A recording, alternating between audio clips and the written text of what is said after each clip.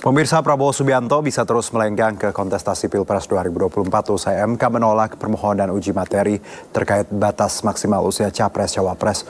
Pemohon menilai Hakim MK yang menangani perkara itu bersinggungan dengan konflik kepentingan dan akan melaporkannya ke Majelis Kehormatan MK.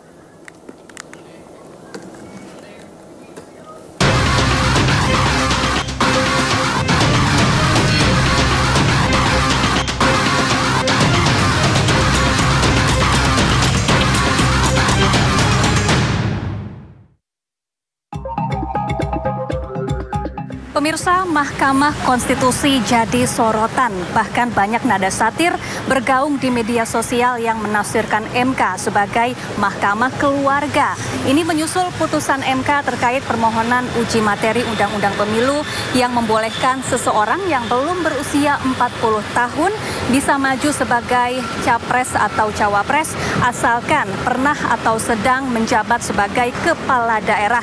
Ini kemudian menjadi karpet merah bagi Gibran Rakabuming Raka yang belakangan dideklarasikan sebagai bacawa pres Prabowo Subianto.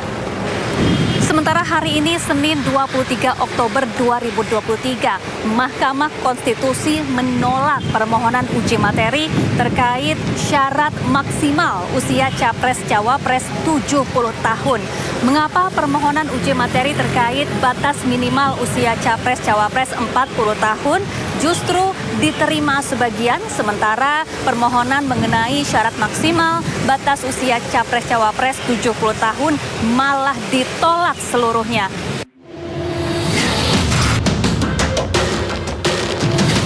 Mahkamah Konstitusi menggelar sidang putusan permohonan uji materi Undang-Undang Pemilu terkait batas maksimal usia calon presiden dan wakil presiden. Ada 3 permohonan yang diperiksa dan diputus oleh 8 hakim MK yang hadir. Para pemohon meminta agar Capres-Cawapres yang mengikuti kontestasi pemilu berusia maksimal 65 hingga 70 tahun dan tidak pernah melakukan pelanggaran HAM. Pemirsa, sidang putusan uji materi terkait batas maksimal usia Capres-Cawapres 70 tahun baru saja dimulai. Kita akan ikuti jalannya sidang sepanjang hari ini. Dalam putusannya, Mahkamah Konstitusi menolak permohonan para pemohon. Pengacara salah satu pemohon pun kecewa dan menilai hakim yang bersidang di MK bersinggungan dengan konflik kepentingan.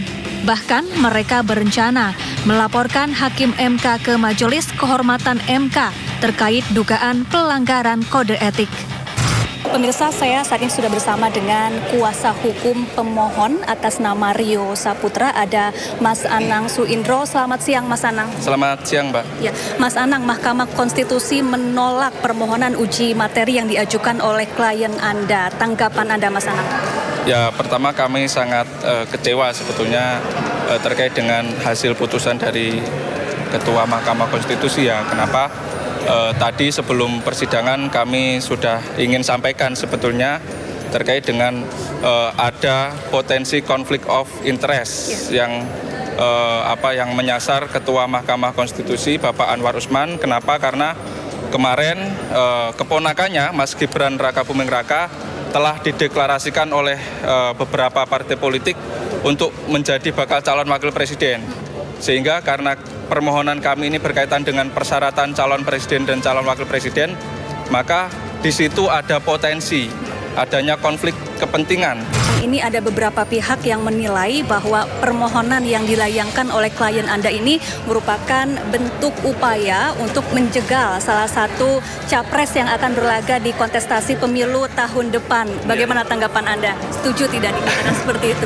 Ya, semua orang bolehlah memberikan persepsi apapun, kan kita tidak dapat membatasi persepsi orang, tapi kami yakinkan dan kami tegaskan bahwa terkait dengan permohonan kami yang berkaitan dengan batas usia itu, kami tidak menyasar siapapun, dan dalam gugatannya, dalam permohonan ini kami juga tidak pernah menyebut siapapun. Ketua MK Anwar Usman merespons dugaan konflik kepentingan yang dituduhkan kepadanya. Anwar menegaskan dirinya selalu berpegang teguh pada konstitusi dan peraturan perundang-undangan.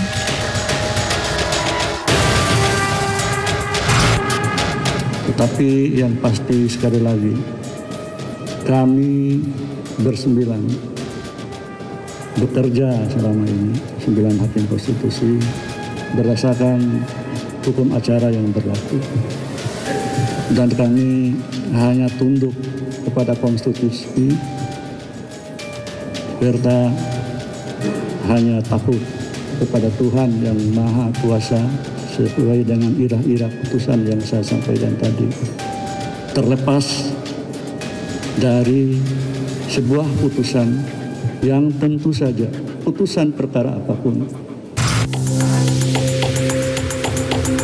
Sementara itu hingga kini sudah ada 7 laporan yang masuk ke Majelis Kehormatan MK terkait dugaan pelanggaran kode etik yang dilakukan Anwar Usman dan sejumlah hakim MK lainnya.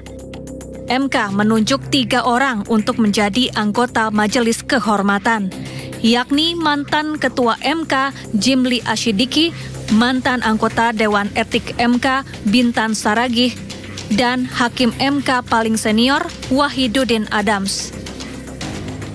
Mas Fajar, jadi ada berapa laporan terkait dugaan pelanggaran kode etik Hakim MK yang sudah masuk ke MK-MK hingga saat ini dan seperti apa prosesnya?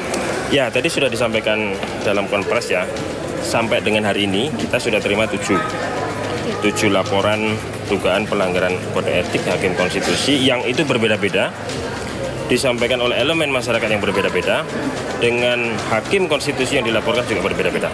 Tadi juga sudah disampaikan, hari ini kita mendeklar dibentuknya MK-MK.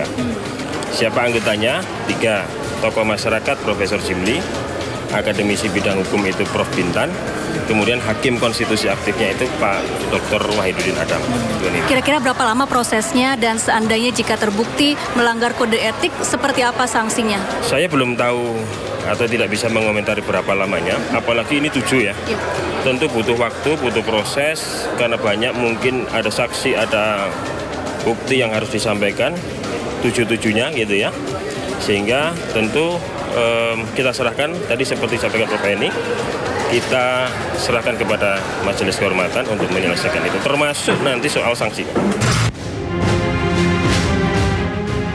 Dengan ditolaknya permohonan batas maksimal usia Capres-Cawapres, maka Prabowo Subianto yang kini berusia 72 tahun dan pernah dituduh terlibat pelanggaran HAM di masa lalu bisa terus melenggang di gelaran Pilpres tahun depan. Adapun usai MK memutus perkara batas minimal usia Capres-Cawapres membuat jalan Wali Kota Solo, Gibran Rakabuming Raka semakin mulus untuk mengikuti Pilpres 2024.